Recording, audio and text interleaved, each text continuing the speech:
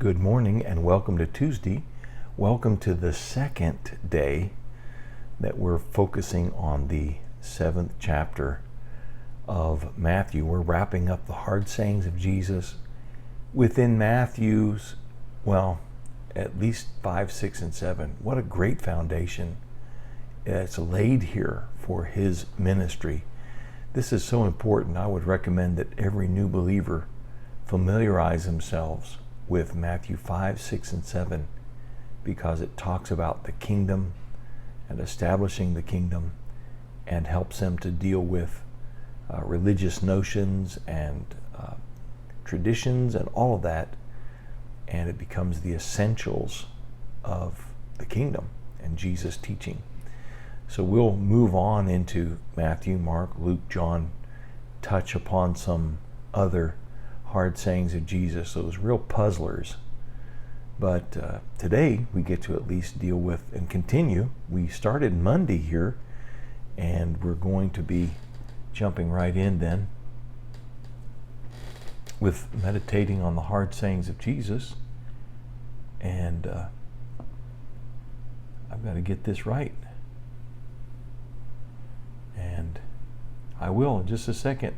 It will appear correctly. Ah, there it is. Let me do that. Come on.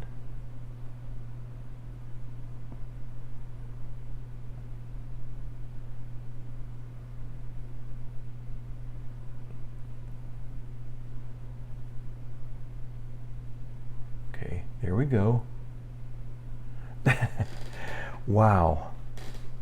I don't know how it did that, but here we are. We finally got it. We got the door to open so that we can have both things on the screen at the same time. And now we can look at a meditation on the hard sayings of Jesus. And we're looking at judging. It's often said that the hypocrite's favorite scripture is Matthew 7:1. Judge not. And if they don't know any other part of a passage in scripture, they know that one. But we're digging in a little bit deeper. And now we're going to hear what Jesus says. First of all, there's a difference between discriminating, discerning, weighing, and knowing the difference between things, and sitting as judge, jury, and executioner. And what he's wanting us to avoid is that setting in the judgment seat all the way to the point of judge, jury, and executioner. Now this starts to strengthen that case as he goes to this next part. There's verse 3, 4, and 5 of Matthew 7 when he says, "Why do you look at the speck of sawdust in your brother's eye and pay no attention to the plank in your own eye?" Now, if you've ever gotten sawdust in your eye, Jesus had gotten sawdust in his eye. Many people that he's talking to had gotten sawdust in their eye, a little speck of wood. It had happened. They had gotten dust in their eye, sand in their eye. And what happens? It's incapacitating. You start blinking, your eyes start watering, and you become fascinated and focused only upon getting that uncomfortable little speck out of your eye. So he says, you're noticing a speck of sawdust in your brother's eye, and you pay no attention to the plank in your own eye, the timber in your own eye, the huge splinter. And so you are focused on the problem in your brother's eye, which is much smaller than the problem that you have. What does this become a matter of? Poor judgment, poor perspective, poor discernment. Because it's tilted, it's slanted, it's favored towards you, and it's disfavored towards someone else.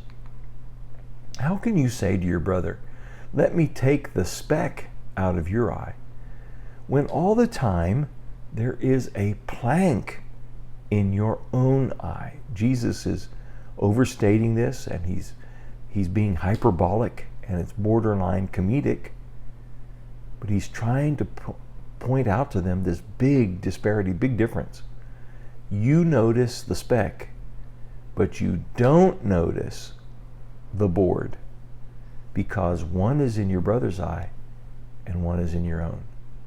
He goes on to say, you hypocrite, first take the plank out of your own eye. Humble yourself first. Judge yourself first. Discern yourself first. Weigh yourself first and make sure you get it right. And then you will see clearly to remove the speck from your brother's eye. Wow, really turns it on its head, doesn't it? Because we tend to treat others one way and expect to be treated our preferred way. We tend to notice someone's mistake, problem, but really it's much smaller than ours. He's not asking us to not notice the speck. He's asking us to take care of business with ourselves first, submit ourselves to scrutiny first, judge ourselves first. And then when that's straightened out, then you can come with the right attitude, with the right spirit, and the right action to actually discern accurately and judge accurately your brother's situation or condition. Changes everything. So, the Lord bless us as we think about that, meditate upon that, and let that become life to us today. It might be a hard saying to hear, but it's a good saying to hear. It's the truth, and we need to hear it.